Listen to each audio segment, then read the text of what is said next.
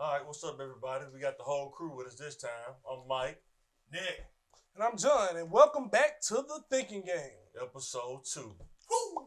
So today, we're going to build on the first episode. Today, we're going to talk about making a plan for success.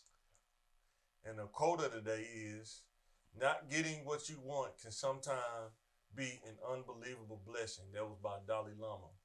And sometimes we always think, like, man, I want this. I really want this. Like, I really want a Mercedes. I really want a Mercedes. And then when you get it, you realize, man, I didn't know an oil change cost $200.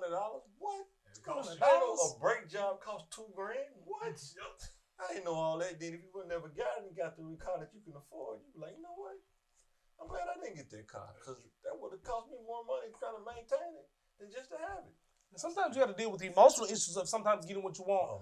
Oh man, when you got a $2,000 brake job and stuff like that, and you can't afford it, but it still makes you feel some type of way to give to spend that type of money off something you feel like is basic. No, I mean that's how you feel. You're the not let's say emotional. I mean, I didn't say emotional. I said how you feel about things. Man, you trying to be H-Town, you know?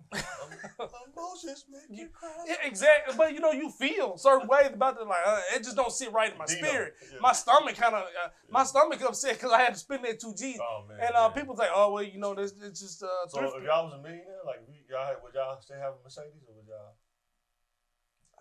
I think I'd probably, I'd still be thrifty. I think I'd get like a Tesla or something like that, just to save gas. You know what I mean? I mean, of course, I wouldn't either. I ain't gonna lie, I probably would. Or Just I'd probably have have like a race car or something like that, something crazy like an F1 You're car. definitely not getting gas mileage on this. I just Put even an take LS, what just you put an had. LS in it, Yeah. man. From the South, man. Put an LS in it, man. And when you think about that, are we even qualified to know what we want at certain levels? You know what I mean? Do I know enough about myself? But I don't think we are, yeah. Yeah, is that another emotional thing? I just feel like I want this because something based off a child's mentality. A lot of us pick our dreams and desires when we're children. Yep. A lot of people have the same career goals as they did when they were 8 years old. Yeah, see, when you grow up in the hood, though, you see the cars come by. You go, bingo!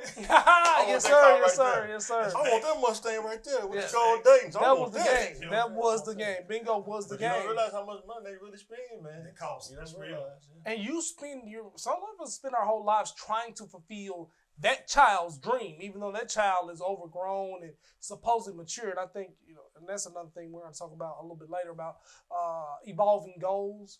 But things change so fast. Because when we was young, I fulfilled my dream. I thought I had the Monte Carlo with the 20s. I remember when I first got that car, the Monte Carlo with the 20s. Oh, man.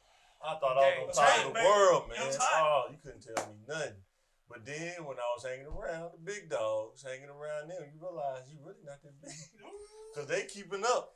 You still on your little 20s, they on 22s, 24s, 26s. Like, man, you ain't got no nerve. I'm not a big dog. I'm just a regular person. That was the car I wanted in high school. Yeah, but I you gotta work 40 think, hours a week, like you, like a regular person, man. And like you think, we still had a lot of haters with just the 20s, even though we're big dogs. Like we had friends like, man, you sure do can afford that. Hey, I'm not in his pockets like that. You know what I mean? One day we're gonna just talk about the hate that you endure in different levels in life. It's just you can't shake it. It's gonna always be haters.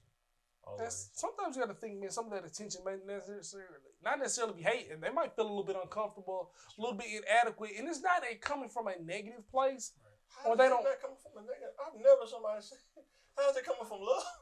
Now hold on, just because it ain't coming from sometimes it's coming from a curiosity standpoint, and like they see you and they just want to be in your business. Like, what's the can he afford that? Can he shine like that? Why is he doing like that? How much money does he make? Like, you know what I mean? That's a different perspective. Yeah, I mean, but they just curious. That people just nosy, and they just in your. No, they just envy that they don't have that. They don't have what you have. Sometimes it happens too.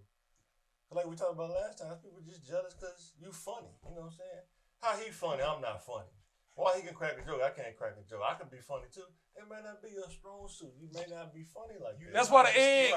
That's why the egg crossed the chicken. Yeah, exactly. Exactly, what was man. that? So, yeah.